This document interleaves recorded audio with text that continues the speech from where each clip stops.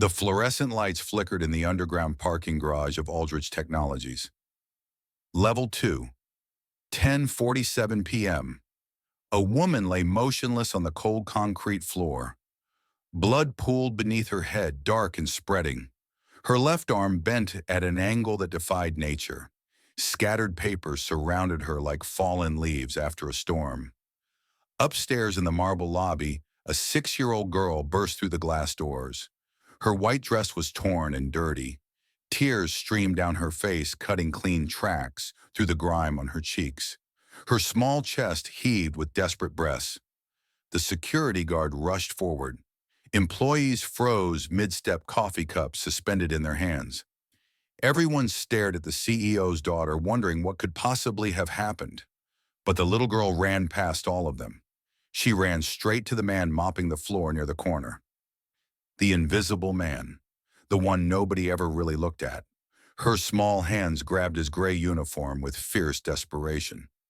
"Mr. Callum," she sobbed, "please, you have to save my mom. She won't wake up." The janitor looked down at her. His face was weathered beyond his 39 years. Gray hair touched his temples. Scars marked his hands from a life nobody here knew anything about. For 3 years, he had been invisible in this building. He never made eye contact, never joined conversations, never stayed in one place long enough for anyone to really see him. That was exactly how he wanted it. But now, looking into the tear-filled eyes of this 6-year-old girl, something shifted in his gaze. Something cold and focused. Something that had been locked away for 8 long years. He set down his mop. "Show me where." 3 years earlier, Callum Renfield had walked into Aldrich Technologies through the service entrance at 5 in the morning. He had accepted a gray uniform and an ID badge without a photo. The facilities manager had given him simple instructions. Don't talk to employees. Don't make eye contact. Do your job and disappear. Callum had nodded. This was exactly what he needed. To become invisible. To disappear into the background of other people's lives. He lived in a basement apartment 6 blocks away. The ceiling leaked when it rained. The heating barely worked in winter. He didn't care. The apartment was nearly empty. A narrow bed, a small table, 2 chairs, a hot plate for cooking. On the scratch dresser sat a single-frame photograph face down. He hadn't looked at it in 2 years. He couldn't bear to see her smile. Most evenings he volunteered at a community center in the poorest part of the city. He taught basic first aid to anyone who would listen. Street kids mostly. Elderly folks with nowhere else to go. He showed them how to clean wounds, how to recognize shock, how to perform CPR. He never told them he used to be a doctor. He never told anyone. Serafina Aldridge was everything Callum was not. Visible, powerful, successful. At 34, she had taken over Aldrich Technologies after her father's sudden death 3 years ago. She had transformed the struggling software company into a major player in enterprise solutions. She worked 16-hour days. She flew to investor meetings in 3 different cities each week. She negotiated contracts worth millions while her daughter colored pictures at the corner desk in her office. Being a single mother and a CEO meant she rarely slept more than 4 hours a night. She had divorced 5 years ago when her daughter Willa was barely 1 year old. Her ex-husband had wanted a trophy wife, not a partner. He wanted someone to smile at dinner parties and stay quiet during business discussions. Serafina refused to be that woman. She chose her career and her daughter. She never regretted that choice. But some nights when the office was empty and the city lights blurred through her window, she felt the weight of loneliness pressing against her chest. Recently, something had been wrong at the company. Numbers weren't adding up in the quarterly reports. Money was moving through accounts that shouldn't exist. When she asked her CFO about the discrepancies, he smiled and assured her everything was fine. Desmond Hargrove was 52 years old, silver-haired, expensive suits. He had been her father's closest friend and business partner for over 20 years. When her father died suddenly, Desmond had stepped in as her mentor. He guided her through the transition. He protected her from hostile board members. He called her "my dear" and brought her coffee when she worked late. She had trusted him completely, but the numbers didn't lie. And when Serafina dug deeper, she found a story written in spreadsheets and wire transfers.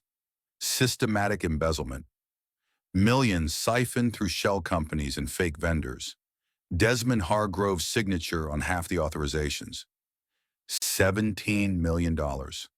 Over 2 years. Right under her nose.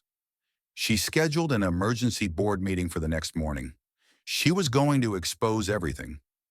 Every Thursday evening, instead of attending ballet practice, Willa would slip away from her nanny and ride the elevator down to the basement levels. "Mr. Callum," her voice would echo in the concrete corridors. Callum would look up from whatever he was cleaning and shake his head. But there was always a hint of a smile hiding in his eyes. She would sit on an overturned bucket and talk while he worked. She told him about school, about her friends, about the book she was reading. She told him things she didn't tell her mother, about feeling lonely in the big office upstairs, about missing her daddy even though he never called, about being scared sometimes when her mom worked late. Callum listened. He never interrupted, never gave advice she didn't ask for. Sometimes he taught her small things: how to tie a proper knot, how to tell if fruit was ripe, how to whistle through her fingers. The other employees didn't understand why the CEO's daughter spent time with the janitor. Some whispered that it was inappropriate, but Serafina had noticed and never stopped it. There was something gentle in Callum's silence that made her trust him, even though she knew almost nothing about the man. The attack happened on a Thursday night. At 10:30 p.m., Serafina gathered the incriminating documents into her briefcase and sent a quick text to her nanny downstairs. "Coming down now. 5 minutes." Willa was waiting in the lobby playroom with Mrs. Calloway, her regular evening nanny, as she did every Thursday when Serafina worked late. Serafina headed for the elevator and pressed the button for sub-level 2. The parking garage was dimly lit. Shadows pooled between concrete pillars. Her heels clicked against the floor as she walked toward her car. She didn't hear them coming until it was too late. 2 men in ski masks emerged from behind a van. She tried to run, but one grabbed her arm and yanked her backward. Her briefcase flew across the pavement. Documents scattered everywhere. "Where are the backup files?" The voice was muffled but familiar. She knew that voice. Beckett Vance, Desmond's assistant. "I don't know what you're—" His fist caught her stomach. She doubled over, gasping for air. The second man grabbed her and shoved her hard against a concrete pillar. Pain exploded through her skull. Her vision blurred. Stars danced at the edges of her sight. "The backup files, where are they?" She couldn't speak, couldn't breathe. One of them raised his hand to strike again. "Someone's coming," the other one hissed. "We need to go. Now." They released her. Serafina collapsed to the concrete. She heard footsteps running away, a car door slamming, an engine roaring to life, then silence. She tried to move, but her body wouldn't respond. Darkness crept in from the edges of her vision. She had to stay awake. For Willa. She had to stay awake for her daughter. But the darkness was stronger. Upstairs, Mrs. Calloway checked her watch. 10:45 p.m. 15 minutes had passed since Miss Aldridge's text. She tried calling. No answer. "Willa, sweetie, stay close to me. I'm going to check on your mom." They took the elevator down. The doors opened onto the dim garage. Mrs. Calloway stepped out cautiously, Willa's hand gripped tightly in hers. "Miss Aldridge," she called out. A faint moan came from ahead. Then Willa saw her mother. Serafina lay on the concrete, her face bruised and swollen, her arm bent at an unnatural angle. Papers were scattered everywhere, like evidence of violence. "Mommy!" Willa tried to run forward, but Mrs. Calloway held her back. "Don't touch her, Willa. I'm calling an ambulance." But Willa pulled free with surprising strength. "We need Mr. Callum. He can help. He'll know what to do." Before anyone could stop her, the little girl was running back toward the elevator. Callum was near the main doors emptying a trash bin when Willa burst into the lobby. Her heart pounded so hard she could hear it in her ears. She looked around wildly until she saw him. Then she ran straight to him and grabbed his uniform with both hands. "Mr. Callum," she sobbed, "my mom is down there, and she's really hurt, and she won't wake up." Callum dropped to one knee, his hands steady on her shoulders. His eyes met hers with calm focus. "Slow down. Where is she?" "The garage, level 2. Mrs. Calloway is with her, but—" Her voice broke into pieces. "Please, you have to save my mom." The security guard approached. "I've called 911. Ambulance should be here in about 6 minutes." "6 minutes might be too long," Callum said quietly. His voice had changed, sharper, more focused, like a blade being drawn from its sheath. He looked at Willa. "Take me to her, right now." The little girl grabbed his hand and pulled him toward the elevator. In those 30 seconds, Callum's mind shifted into a mode he had locked away for 8 years. Combat medicine, trauma response, assessment, and triage. He calculated likely injuries from Willa's description. Head trauma, possible internal bleeding. 6 minutes for an ambulance, but 6 minutes could mean death if there was arterial bleeding or airway compromise. The elevator doors opened. Callum stepped out and immediately assessed the scene. Mrs. Calloway kneeling beside a figure on the ground, papers scattered across the concrete. No visible attackers, no ongoing threat. He moved quickly to Seraphina's side. Mrs. Calloway looked up with relief flooding her face. "Thank God. I don't know what to do." Callum was already kneeling, his hands moving with clinical precision. Unconscious, breathing shallow but present. Significant facial trauma. Left arm fractured compound. He checked her neck stable. Checked her scalp laceration bleeding but manageable. Checked her abdomen rigid. Internal bleeding likely. "Call 911 back," he told Mrs. Calloway. "Tell them we have a trauma patient. Unconscious, significant head injury, possible internal bleeding, suspected fractured ribs and arm. Trauma team needs to be ready." Mrs. Calloway stared at him. "You're a janitor." "Make the call." She fumbled with her phone. Callum pulled off his gray jacket. Beneath it was something unexpected. A worn canvas bag strapped across his chest. He unzipped it with practiced efficiency. Inside were medical supplies that didn't belong in a janitor's possession. Sterile gauze, hemostatic agents, a collapsible cervical collar, surgical tape, a compact trauma kit that any paramedic would recognize as military grade. Willa stood a few feet away, watching with frightened eyes. Callum glanced at her. "Willa, I need you to be brave for your mom. Can you do that?" She nodded, trembling. "Good girl. Stay right there and talk to her. Tell her you're here. Tell her you love her." Willa moved closer and knelt down beside her mother's head, careful not to touch her. "Mommy, it's me. Mr. Callum is here. He's going to help you. Everything is going to be okay." Callum worked with swift efficiency. He packed the head wound with hemostatic gauze to stop the bleeding, applied the cervical collar to protect her spine, checked her pupils, one slightly dilated, concerning but manageable. Pulse thready but present, about 110 beats per minute. She was compensating for blood loss, but she was still fighting. He assessed her abdomen again. Bruising already forming. Definitely internal bleeding. He couldn't fix that here, but he could keep her stable. He splinted her left arm with materials from his kit, positioned her carefully in the recovery position to protect her airway, covered her with his jacket to prevent shock from setting in. Every movement was precise, every decision based on years of training. His hands remembered what his heart had tried to forget. 4 minutes had passed since Willa found him. In the distance, sirens wailed. 2 minutes later, paramedics rushed in with a stretcher. A woman in her 40s, the lead paramedic, took one look at the scene and her eyebrows shot up. Who did the first response? I did, Callum said, stepping back. The paramedic knelt and assessed Serafina, checking Callum's work with professional precision. Her expression shifted from skepticism to respect. Cervical collar properly applied, head wound packed correctly, arm splinted, recovery position. You kept her alive. She looked up at him with sharp eyes.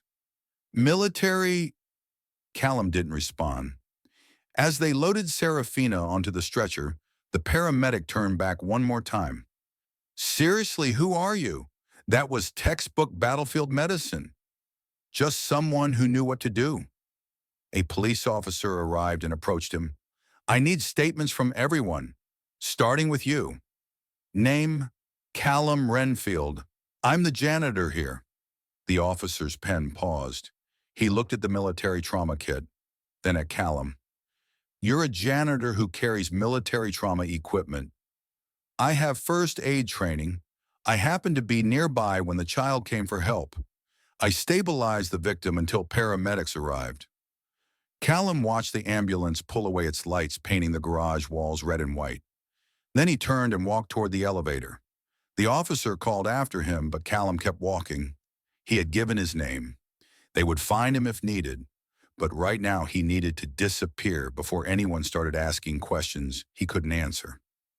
Serafina woke in a hospital room to the steady beep of monitors. Her head throbbed with every heartbeat. Her arm was encased in a cast. Every breath sent sharp pain through her ribs. Mommy, a small voice thick with relief. Serafina turned her head slowly and saw Willa sitting beside the bed holding her hand. Mrs. Calloway stood behind her, looking exhausted but relieved. Baby. Her throat was raw. Memory flooded back in fragments. The garage, the masks, the pain, then nothing. How? What happened? Mr. Callum saved you. Willa said, her eyes bright with something like wonder. He came down and he had all these medical things and he knew exactly what to do. The ambulance people said you would have died if he hadn't helped you. Mrs. Calloway stepped forward. It's true, Miss Aldridge. That janitor Callum Renfield, he treated you like a battlefield medic. The paramedic said his work was perfect. She said he saved your life. A nurse entered to check the monitors. You're awake. Good. You have a concussion, 3 fractured ribs, a broken arm, and internal bruising. Surgery repaired a small bleed in your abdomen. You're extremely lucky to be alive.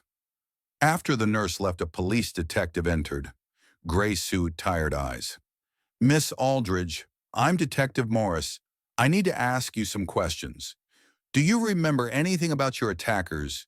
2 men, ski masks. She paused, concentrating through the pain. But one of them is voice. I think it was Beckett Vance. He works in my finance department. He's Desmond Hargrove's assistant. Morris wrote quickly. You're sure, pretty sure, they were asking about files, backup files. I've been investigating embezzlement. Desmond Hargrove, my CFO. I found evidence he's been stealing millions. I was going to present it at a board meeting this morning. This morning is Friday. You've been unconscious for 8 hours. Morris flipped through his notes. Now about Callum Renfield, the janitor who saved you. We tried to take his full statement, but he left. Do you know anything about him? Serafina shook her head. Almost nothing. He's worked at Aldridge Technologies for about 3 years. Keeps to himself. My daughter likes him. Your daughter says he's her best friend in the whole building. Says he teaches her things. Morris closed his notebook. We ran his fingerprints. Serafina waited. Captain Callum Renfield, U.S. Army Medical Corps. 3 tours in combat zones. Decorated trauma surgeon. 27 confirmed saves under fire. One of the best battlefield doctors in his unit. Honorable discharge 8 years ago. Since then, nothing, until he showed up at your company 3 years ago. As a janitor. The words didn't make sense. The quiet man who mopped floors was a decorated military surgeon. Why? Serafina whispered. That's what I'd like to know. While recovering in the hospital, Serafina had her security team dig deeper into Callum Renfield's past. What they found broke her heart. 8 years ago, Captain Callum Renfield had been stationed at a forward operating base in Kandahar. He ran a makeshift hospital that treated both coalition forces and local civilians. By all accounts, he was brilliant, calm, under pressure, innovative, tireless. He saved lives that should have been lost. He performed surgeries in conditions that would have defeated lesser doctors. His wife, Linnea Renfield, was a nurse. She worked beside him every day. Colleagues described them as inseparable partners in work and life. They had met in medical school. They had chosen military service together. They had built their dreams side by side in the most dangerous places on Earth. In March 8 years ago, a convoy carrying medical supplies to a village clinic was hit by an IED. Linnea had volunteered for that convoy. She wanted to help set up the clinic. She believed they could make a difference. Callum was scheduled for surgery that morning, a complicated procedure that couldn't be delayed. He couldn't go with her.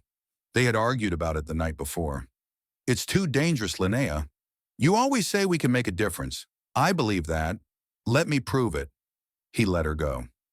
6 hours later, the casualties were brought back to his hospital. 12 people had died instantly in the explosion. Linnea was among them. Callum worked 18 hours straight trying to save the survivors. He saved 11 people that day. 11 families received their loved ones back because of his skill and determination. But his wife was already gone. She had died before the convoy even reached the village, before he knew anything was wrong, before he could say goodbye.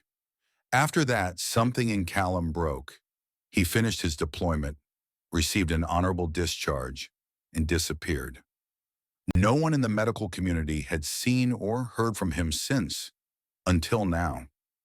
Serafina read the report 3 times, tears streaming down her face.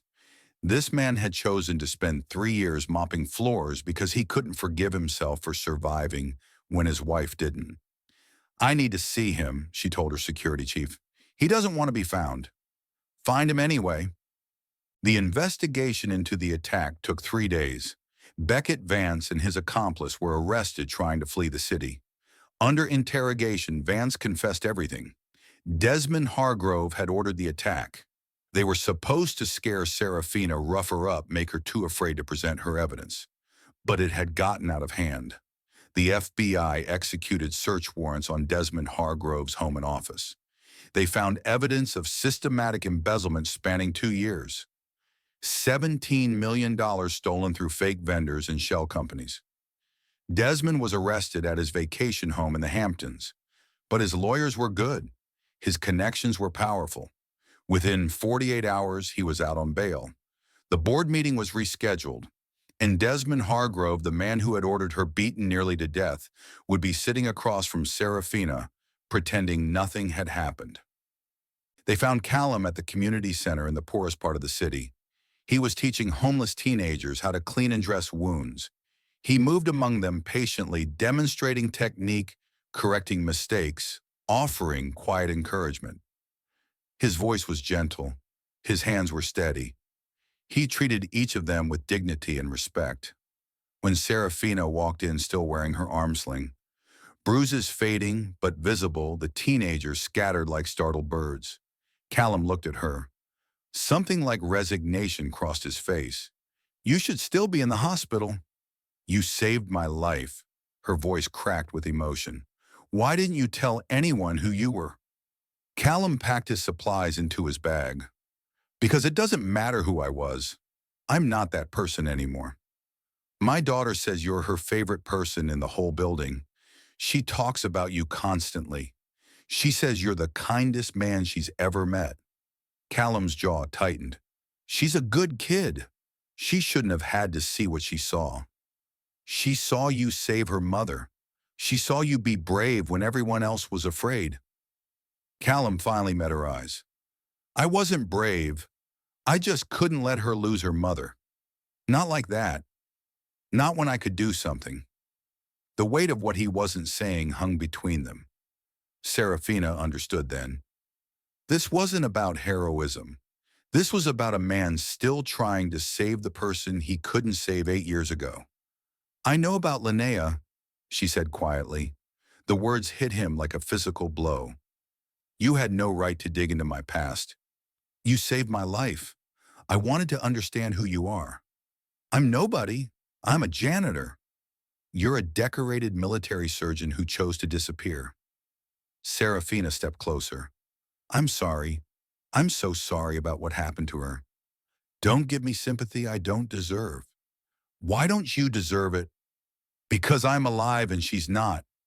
The words burst out of him raw and angry. Callum sank into a folding chair. The weight of 8 years pressed down on his shoulders. I'm a surgeon. I was supposed to save people. But she died and I survived. That's the equation I can't solve. Silence filled the empty community center. Outside car horns honked. Life continued indifferent to grief.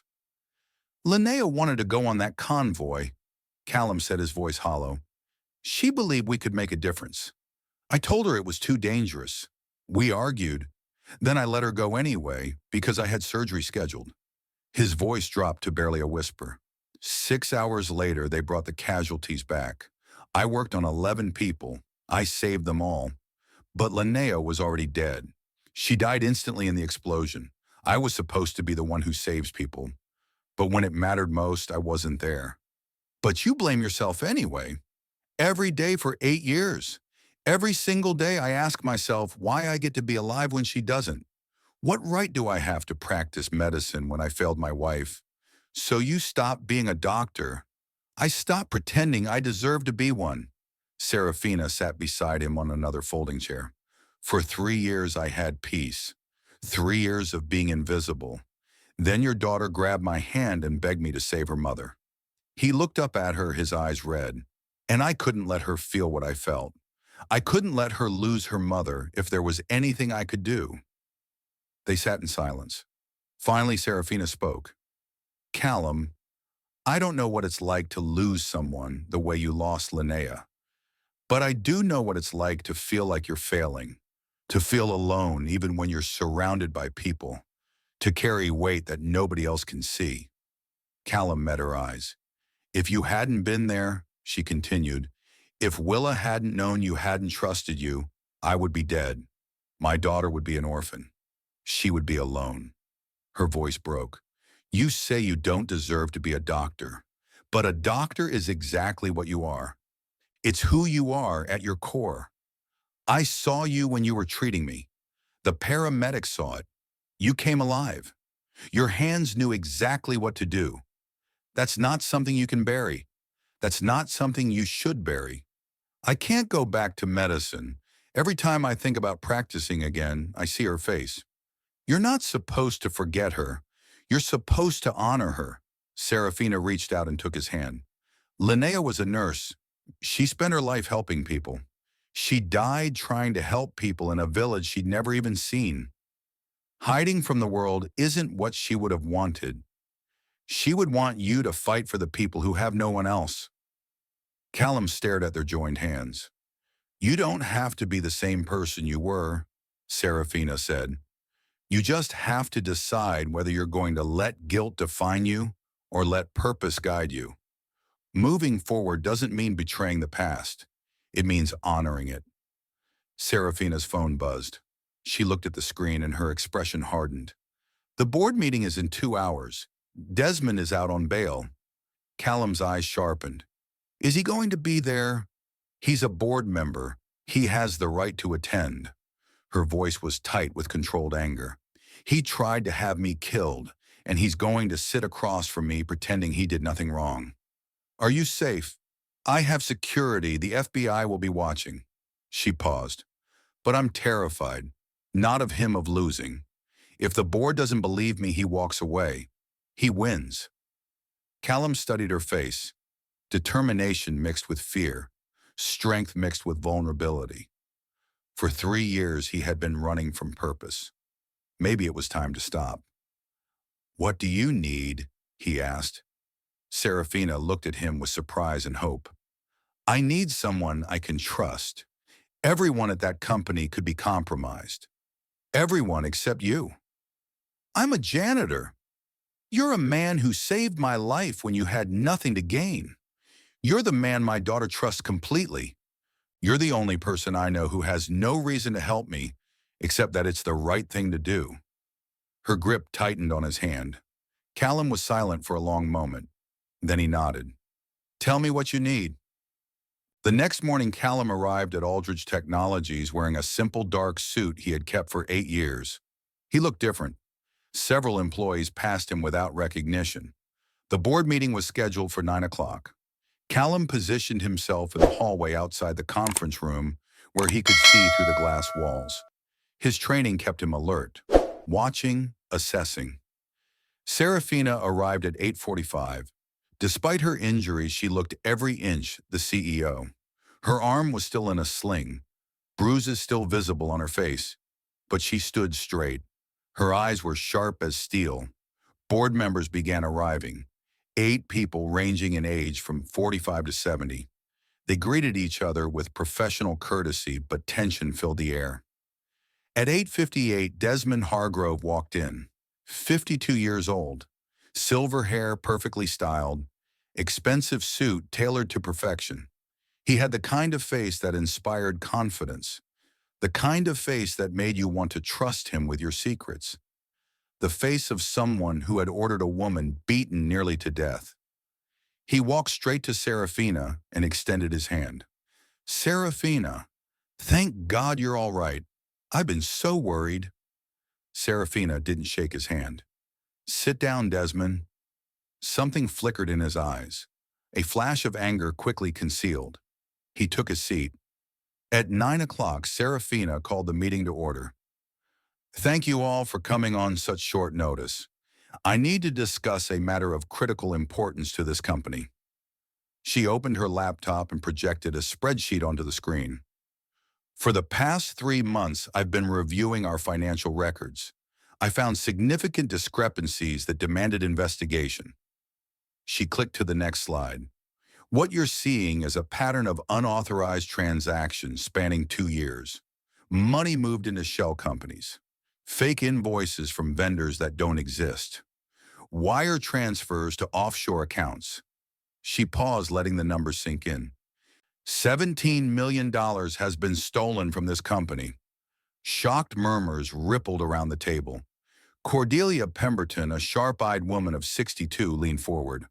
How is this possible? We have audits. We have oversight.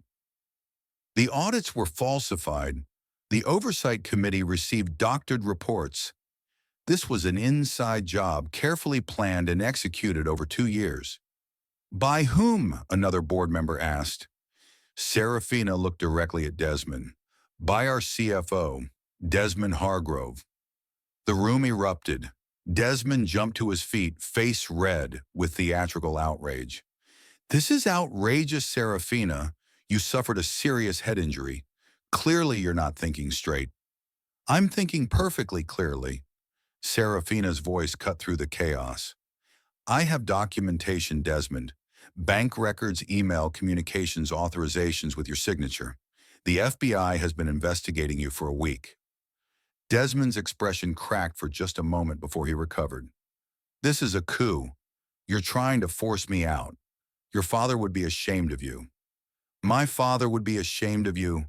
Serafina's voice was cold as ice. You were his friend. He trusted you with everything. And you stole from him.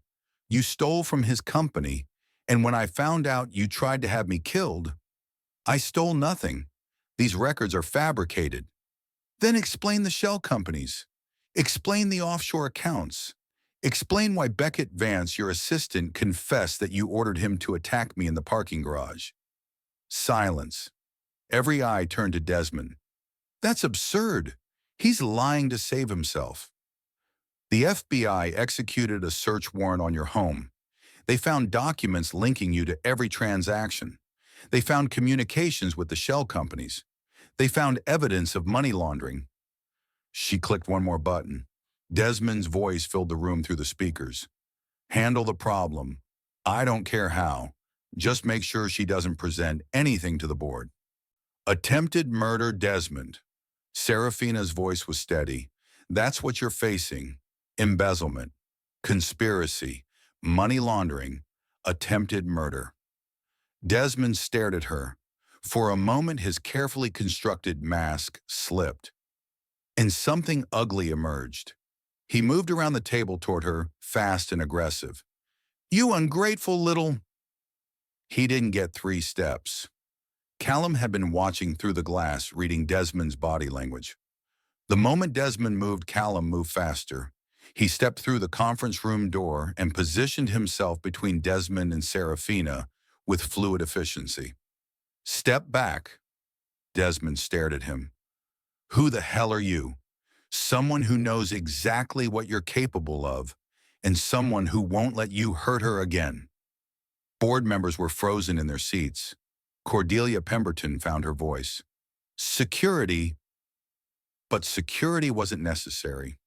FBI agents entered through the main door. 4 of them led by a tall woman in a dark suit. Badges displayed. Desmond Hargrove, you're under arrest for embezzlement, conspiracy, money laundering, and attempted murder. 2 agents moved forward with handcuffs. Desmond's face twisted with rage. As they cuffed him, he looked at Serafina with pure hatred. You'll never survive this company without me. You're weak. You're not half the CEO your father was. She survived you trying to kill her, Callum said quietly. That's stronger than you'll ever be. They led Desmond away. The conference room fell silent. Serafina sank into her chair, trembling. The adrenaline that had sustained her was fading, leaving exhaustion in its wake. Cordelia Pemberton cleared her throat. Miss Aldridge, who is this man? For the first time in 3 years, Callum introduced himself honestly. My name is Callum Renfield. I work here as a janitor. He paused. And I'm a doctor.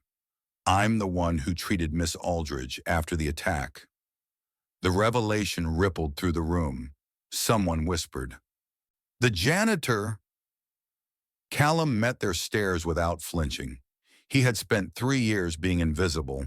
Maybe it was time to be seen again. 1 week later, Serafina found Callum at the community center again. The building was empty except for the 2 of them. Afternoon light filtered through dusty windows. I want to start something, she said. A community health initiative. Free medical care for people who can't afford it. Trauma response training. Mental health support. A place where anyone can walk in and get help. Callum looked skeptical. That's ambitious and expensive. I can afford it. My father always said business should serve the community, not just shareholders. She met his eyes. I want you to run it. The words hung in the air. No, Callum said. I can't. Why not? I let my license lapse 3 years ago. I haven't practiced medicine in almost a decade. You saved my life with a field kit in 15 minutes. You train at-risk youth in a building with no heat. You're already doing this work. I'm just offering you resources to do it right. I can't go back to being a doctor. You never stopped being one. Before Callum could respond, small footsteps echoed through the community center. Willa burst through the door, Mrs. Calloway hurrying behind her. Mr. Callum, Mom! Willa ran straight to them and threw her arms around Callum's waist. I heard you're going to help Mom build something amazing. Callum knelt down to her level. Who told you that? I heard Mrs. Calloway talking on the phone. Willa grinned. I'm so happy. You're the best person I know. I'm not as good as you think, Willa. The little girl tilted her head, studying him, with eyes that saw far more than a 6-year-old should. Her expression grew serious, the gravity of a child who understood things adults often missed. You know what, Mr. Callum?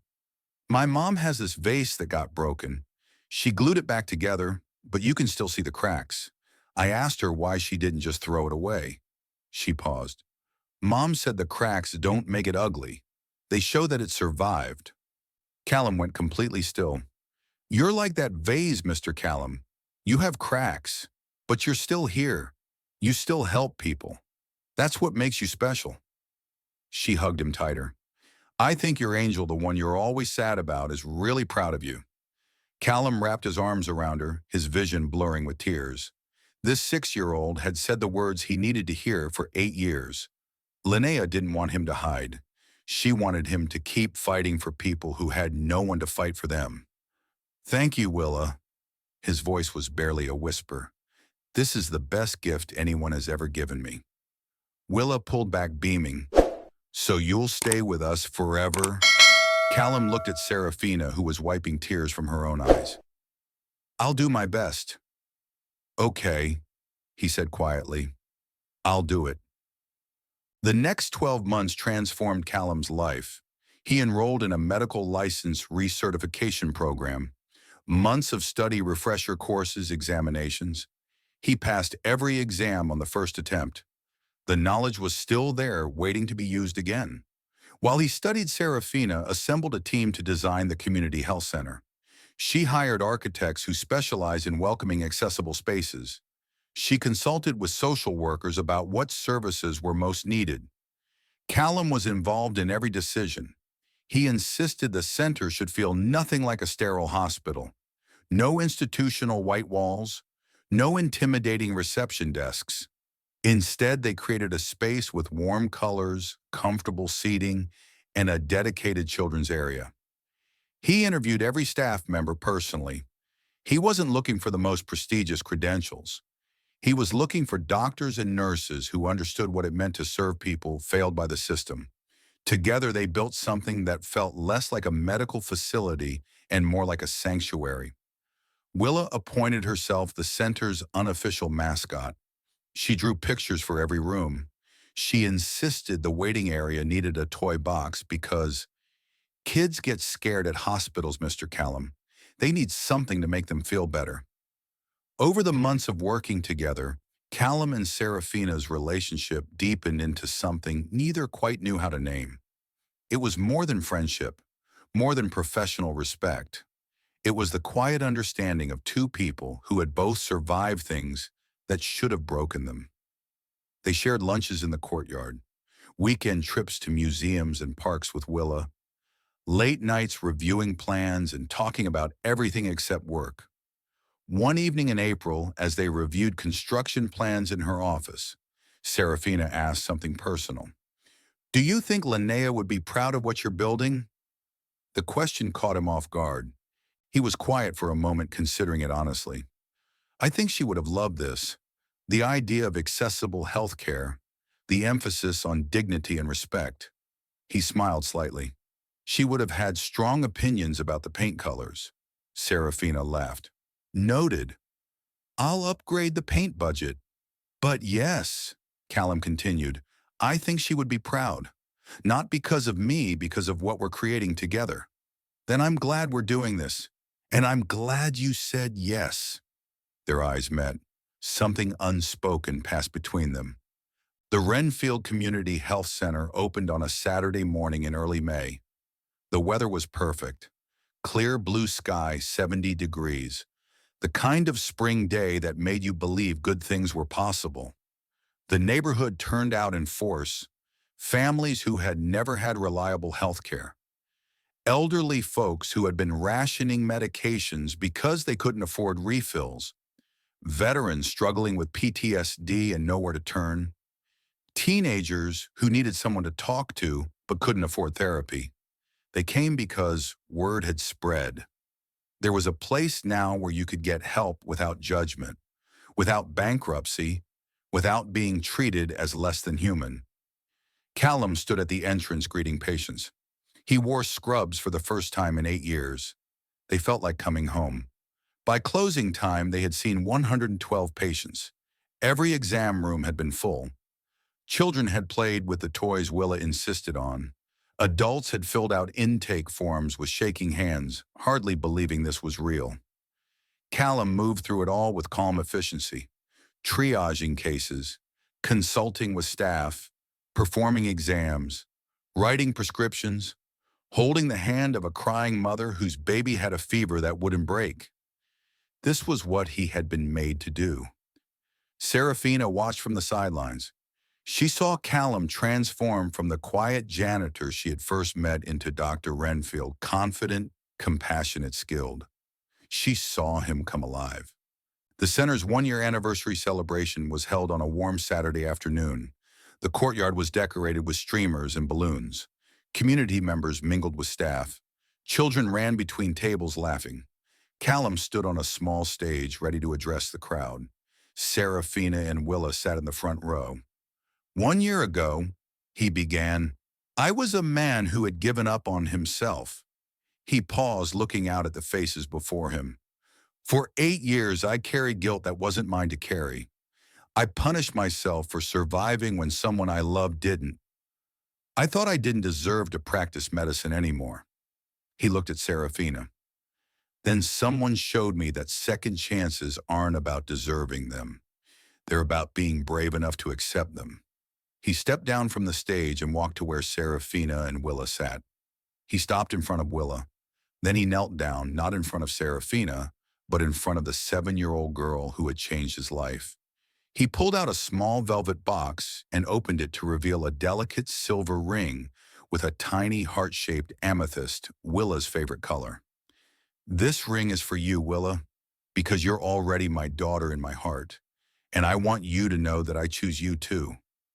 Willa's eyes filled with tears as Callum slipped the ring onto her small finger. It fits perfect, she whispered, just like you fit perfectly in my life. Willa Aldridge, I would like your permission to ask your mother a very important question. Willa's face split into the biggest smile Callum had ever seen. Yes, yes, ask her. Callum stood and turned to Serafina, who had tears streaming down her face. He opened a second box. A diamond ring sparkled in the afternoon sunlight. Serafina Aldridge, you saved me long before I saved you. You saw me when I was invisible. You believed in me when I had stopped believing in myself. You and your daughter gave me a family when I thought I had lost everything. His voice broke. I can't promise I'll be perfect. I can't promise I won't have days when the past hurts. But I promise I will show up. I promise I will be present. I promise I will love you and Willa with everything I have. He took her hand. Will you marry me? Will you let me be part of this family? Yes, Serafina whispered, then louder. Yes, 1,000,000 times yes. Callum slipped the ring onto her finger. She threw her arms around him. Willa launched herself at both of them, creating a 3-person hug that nearly knocked them all over.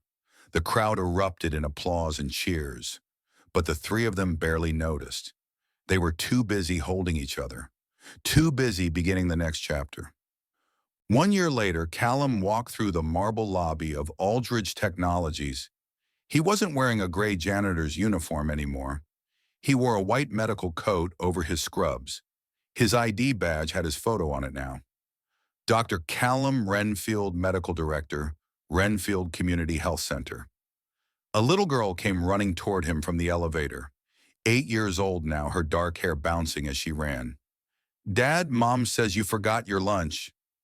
Callum caught her in a hug. Did I? Or did she just want an excuse to come visit? Serafina appeared behind Willa, one hand resting on her pregnant belly, 6 months along now. Guilty, she said, smiling. I wanted to see you. She handed him the lunch bag and kissed his cheek. Don't work too late. We have the ultrasound appointment at 4. I won't forget. Willa bounced on her heels. I bet it's going to be a girl. Then I'll have a baby sister, and we can have matching dresses. Callum laughed. We'll find out soon enough. He watched his wife and daughter walk back toward the elevator. His wife, his daughter, his family. Outside his office window, he could see the lobby of Aldridge Technologies across the street. The same marble floor where Willa had run to him 3 years ago, tears streaming down her face, begging him to save her mother. He had been invisible then. Now he was seen. He was known. He was loved.